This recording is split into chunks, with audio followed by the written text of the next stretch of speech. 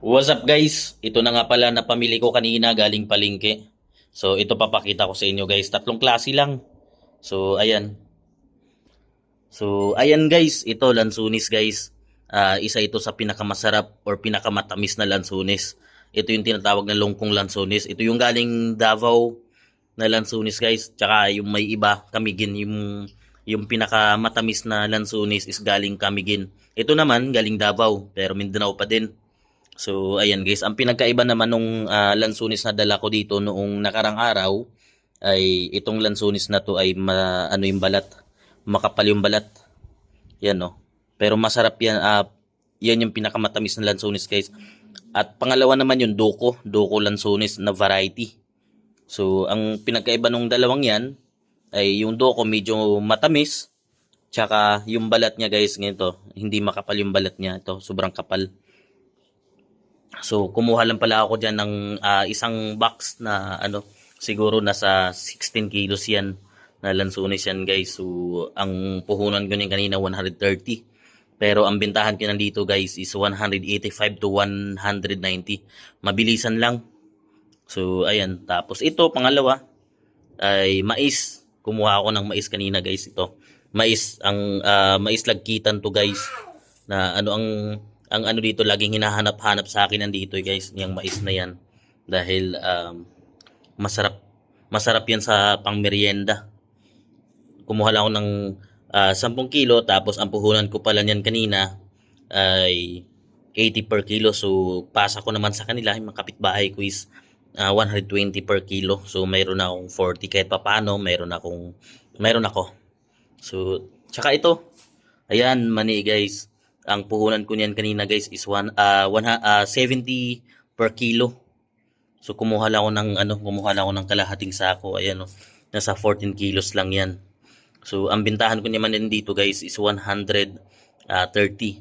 So kahapon nga may nagpost nandito, may nagdala dito sa community namin na ang bintahan niya is 190. Sa akin 130 lang. So, ayan guys, may 60 ako per kilo dyan. So, ayun na nga guys, oh. May nag-order na nga agad at pinapa-deliver na. 2 kilong mani, tsaka 1 kilong, isang kilong mais. So, ayan guys, pagka nagpo-post ako lagi, pagka may post ako na kalakal, so, yan yung unang customer na umu-order sa akin agad. So, guys, ito pa nga pala, oh. May nakita akong talangka kanina sa katabi kong pwesto. So, ayun, kumuha na lang din ako dahil maganda. Tingnan nyo guys. So, ayan guys, makikita nyo naman kung gaano siya kataba. Ayan oh. Ito yung babae. So, ayan, malalaki. Ang kuha ko pala dito kanina is 120 per kilo bigay sa akin nung katabi kong pwesto. At ang bintahan ko naman dito guys is 200. So may 80 din ako sa tatlo na yan. So lahat yan guys sold out na yan ng mga kapitbahay ko dahil nakita nila na ito kasi pinicturean ko na so sobrang taba talaga. So ayan guys, may i-share pala ako sa inyo na kung paano bumili ng alimango or talangka ng mataba or hindi. Paano makakilala. So, ayan guys. So, ito may tatlong linya na akong may tatlong linya na akong siniparit dito. So, ayan guys. Ito guys, lalaki. Ngayon, paano mo malalaman kung lalaki yan? Dahil guys, ito, pahaba yung tiyan niya. Yan oh. Yung hugis na yan, pahaba. May tatlong klase ng, ng talangka or alimango. Lalaki, bakla, or babae. Yan guys, lalaki, bakla, at babae. So ito guys, ito yung bakla. Ito, ito yung hugis nung yung tiyan niya. Parang triangle. So yan guys. Tapos ngayon, ito naman yung babae. Ayan guys, palapad yung hugis nung tiyan niya. So ito yan. Ito yan guys, oh. 'Di ba ang taba? So ayan guys.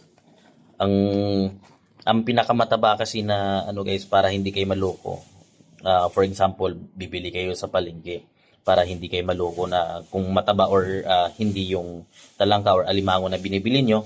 Ito, tatanungin nyo muna yung tindira nyo. Yung tindira kung lalaki ba or babae or bakla ba yung binibenta nilang talangka or alimango. Kasi kung babae yan, panigurado ako guys, mataba yan. Kung bakla yan, panigurado din ako guys na mataba din yan. Pero pagka sinabing lalaki, huwag kayong bumili guys. Kailangan kilatisin nyo muna bago kayo bibili. Kasi masasayang lang yung pera nyo. Kasi ang puhunan ng alimango ngayon nasa 700 per kilo. So tapos makakabili lang kayo ng payat na alimango. So di ba? Masasayang lang yung pera niyo. So ayan guys. So kailangan yung bumili. Ito. Kilatisin niyo muna. Dito pag sinabi nilang babae tapos pag sinabi ng tindira na babae yung alimango or talangka na yun, tingnan niyo yung tiyan. Ito, palapad yung tiyan niya. Tapos ito. Triangle.